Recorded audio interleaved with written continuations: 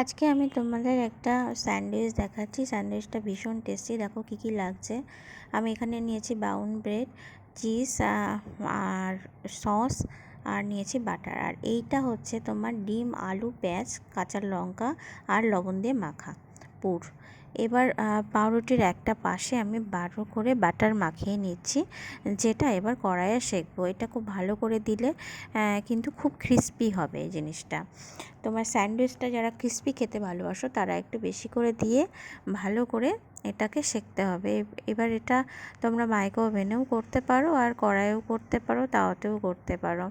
তো আমি এটা কড়াইয়ে করেছি। দেখো এক পিঠ ভালো করে সেঁকে নিয়েছি। এবার অপর পিঠে দিয়ে দেবো তোমার সামান্য সস।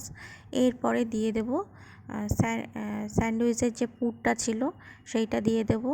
ওপরে দিয়ে দেবো আর চিজ গ্রেট করে রেখেছিলাম, এই চিজগুলো এইটা দিয়ে দেবো।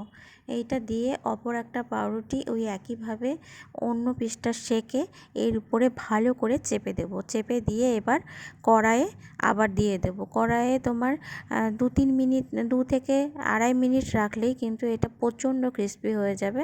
দেখো ঠিক এইভাবে আর একটু বাটার লাগিয়ে নিয়ে এইভাবে বসে দিতে হবে এবং ঢাকা দিয়ে দিতে হবে। ব্যাস, তাহলেই কিন্তু দু পিঠ এইভাবে ক্রিস্পি করে নিতে হবে। নিলেই কিন্তু স্যান্ডউইচ তৈরি। এটা চটপটি হয়ে যায় আর খেতে ভীষণ টেস্টি হয়। তোমরা একবার হলেও এটাকে বানিয়ে দেখো। মানে বাচ্চা থেকে বুড়ো সবারই এটা ভীষণ ভালো লাগবে।